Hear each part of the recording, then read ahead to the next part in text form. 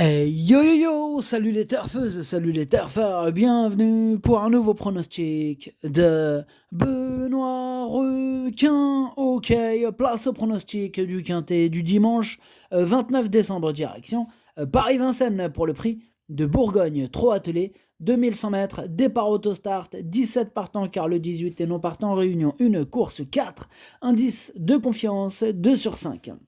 Petit retour sur le quintet de ce samedi, il ne manquait que mon cheval de complément pour toucher le quintet dans le prono de ce samedi. Ah, ce cheval de complément, il n'y a que lui qui manquait. Bref, c'est parti, on commence le pronostic et on commence avec le numéro 1, Inamarosa, et on écoute Léo Abrivard. Inamarosa, il a joué de malchance dans le prix du Bourbonnais, elle s'est retrouvée bloquée à la corde alors qu'elle possédait des ressources. Elle a fini par faire la faute en butant sur un rival fatigué. Avec ce numéro favorable, elle ne devrait pas avoir d'efforts à faire en début de parcours, mais elle doit impérativement subir. J'espère que la chance va tourner et qu'elle va pouvoir accrocher une place. Ouais, on va voir ce qu'elle va nous faire. En tout cas, moi, il m'embête ce numéro 1, c'est un regret. Il est ouvert ce quintet, je vous ai mis un indice de confiance de 2 sur 5 seulement. Attention aux surprises possibles. Voilà, lui c'est un regret, c'est mon deuxième cheval de complément 4, nous partons, attention. On passe au numéro 2, Don Fanucci Z, et on écoute François Lagadoc. Don Fanucci Z n'était pas prêt lors de sa rentrée dans le prix de Bretagne, mais il a couru en progrès dans le Bourbonnais. Ses 2 tentatives lui ont été profitables et il sera encore mieux dimanche.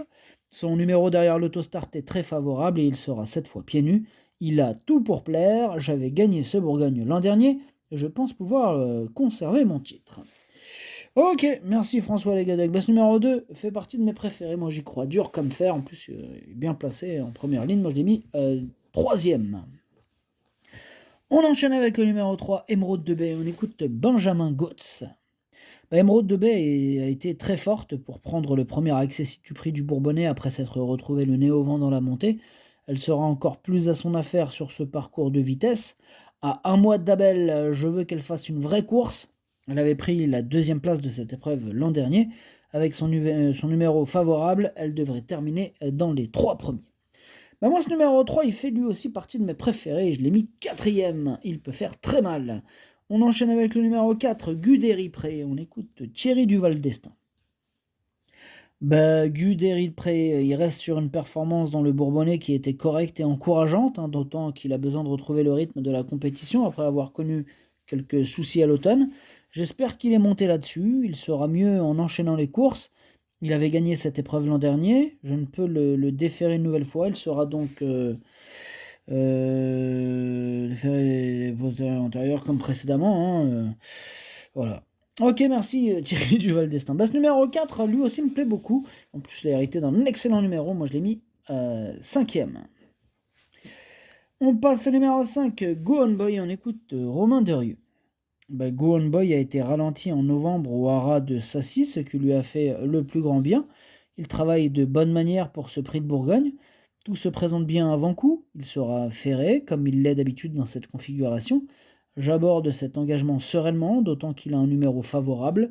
Tout se présente bien, il est prêt à s'illustrer avec l'objectif de la qualif. Ouais, et il en a tout à fait les moyens.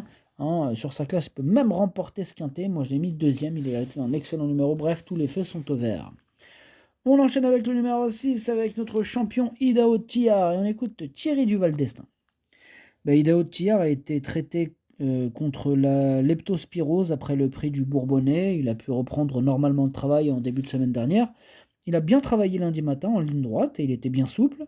Il a un peu un meilleur poil et il paraît plus joli. Honnêtement, je ne sais pas quel sera son comportement dimanche, mais bien sûr, j'espère qu'il va montrer un meilleur visage que la dernière fois. Ouais, moi je pense que le vrai Idaho Tillard va montrer son visage et il va remettre les pendules à l'heure, donc je l'ai mis en tête. On passe au numéro 7, Hussard du Landré, on écoute Benoît Robin. Hussard du Landré, il s'est montré moins tranchant lors de sa dernière sortie. Il n'est pas motivé lorsqu'il n'est pas tout de suite dans la bagarre. Il a travaillé régulièrement depuis, il va se montrer plus réveillé cette fois. Il avait très bien couru dans l'édition 2023 de ce Bourgogne. Je compte sur lui pour jouer les premiers rôles. Il est super chaud, Benoît Robin, avec ce numéro 7 que j'ai retenu aussi à la 6e place. On passe au numéro 8, Dimitri Ferme, et on écoute Mathieu Abrivard. Dimitri Ferme, il a manqué de tranchant dernièrement. Après examen, il s'est avéré qu'il était malade. Bon, là, il est reparti en Italie, il a été soigné. Tout est rentré dans l'ordre selon son entourage. Il avait très bien couru pour sa rentrée sur ce parcours. Avec son numéro en dehors, bon, il faudra que tout se passe bien. Il y a du pour et il y a du contre. Il y a du pour, il y a du contre. Mais je pense qu'il y a beaucoup plus de pour et je l'ai gardé en bout de combinaison. On passe au numéro 9, Hokkaido JL, et on écoute Jean-Luc Dersoir. Hokkaido JL, il a totalement rassuré dernièrement en prenant la 3e place du prix du Bourbonnais, synonyme de qualification pour l'Amérique. Il est resté au top et il a bien travaillé lundi et jeudi sur la plage. Il a souvent bien couru sur les 2100 mètres de la grande piste. Avec ce numéro en dehors, il va falloir que son driver avise. Il faut le retenir en bout de combinaison. Ok, Jean-Luc, merci. C'était magnifique ce qu'il nous a fait la dernière fois. Ce numéro 9, moi je l'ai gardé en fin de combinaison. On passe au numéro 10, Benguiron Jet, on écoute Alessandro Manfredi. Bonjour Alessandro. Si, ciao. Ben Gurion Jet, il a retrouvé la bonne carburación après un passage à vide. Sa prestation en batterie dans les paliers de commune a été rassurante. Ici, l'opposition n'est pas la même. Il a hérité d'un bon numéro en seconde ligne. On va essayer de qualifier nos chevaux pour l'Amérique. Sinon, on se rabattra sur les prix du Luxembourg. Ok, Alessandro Manfredi, bien noté. En tout cas, moi, ce numéro 10, je ne l'ai pas retenu, j'en ai préféré d'autres. On passe au numéro 11, Oracle Thiel, et on écoute Benjamin Rochard. Oracle Thiel a tiré un bon numéro en seconde ligne derrière Don Fanucci Z qui devrait démarrer. S'il peut se faire emmener le plus longtemps possible sans fournir trop d'efforts, il peut se glisser en fin de combinaison. Dernièrement, dans le Bourbonnais, il courait proprement, mais il a montré qu'il ne pouvait rivaliser avec les meilleurs. Ouais, pareil que le numéro 10, j'en ai préféré d'autres, je le retiens pas ce numéro 11. On passe au numéro 12, Idéal Lignerie, et on écoute Jean-Philippe Monclin.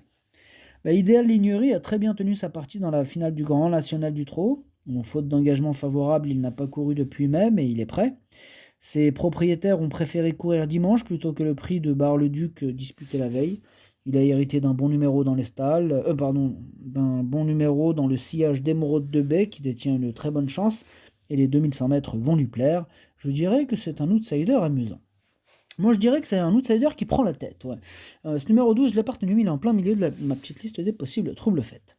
On passe au numéro 13, Always EK, et on écoute encore Alessandro Manfredi. Oui, Alessandro, c'est encore toi. Si, c'était encore moi. Il était présent aussi Always Eka, qui s'entend très bien avec Magnus Giusse. Maintenant, on va essayer de les qualifier pour les prix d'Amérique.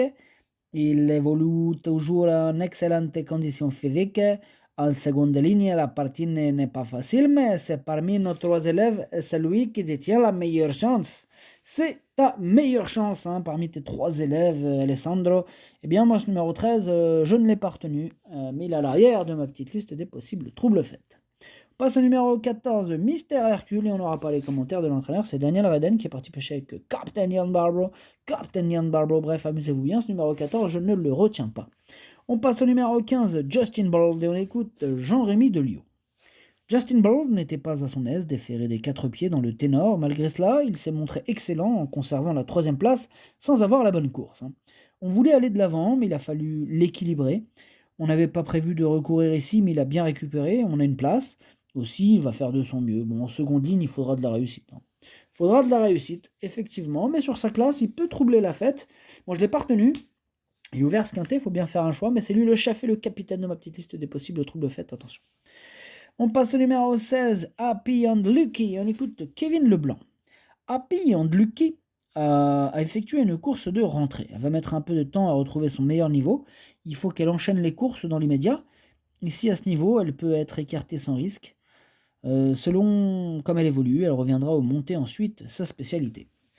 Ok, merci Kevin. En tout cas, moi, ce numéro 16, je l'ai carrément rayé. On termine avec le numéro 17, Josh Power, et on écoute Sébastien Ernaud. Josh Power, il a conservé le programme établi à l'issue de sa victoire dans le Bourbonnais. Physiquement, tout va bien. Il est souple, a le moral et de l'envie. Ici, c'est sa dernière sortie avant l'Amérique. J'ai envie de le voir réaliser une bonne course et surtout le voir finir. Aussi, je le défère des antérieurs et préserve ses postérieurs. Avec le 17, ce n'est pas évident, mais il est très bien. Ok, merci. Base numéro 17, c'est lui qui m'embête le plus, c'est lui mon gros regret. C'est lui mon cheval de complément, cas ne portant attention possible, cassage en vue. Et le numéro 18, hein, Alessandro Manfredi, hein, il est non partant. Il est non partant, ok. Et ben, le pronostic, ça donne 6, 5, 2, 3, 4, 7, 8, 9. Merci d'avoir suivi cette vidéo. N'hésitez pas à mettre un pouce bleu si la vidéo vous a plu. Pour accéder à tous mes tickets pour la course du Quintet, rendez-vous directement en description de la vidéo. À jouer avec modération. Bonne chance. Chopez-le moi. Ciao.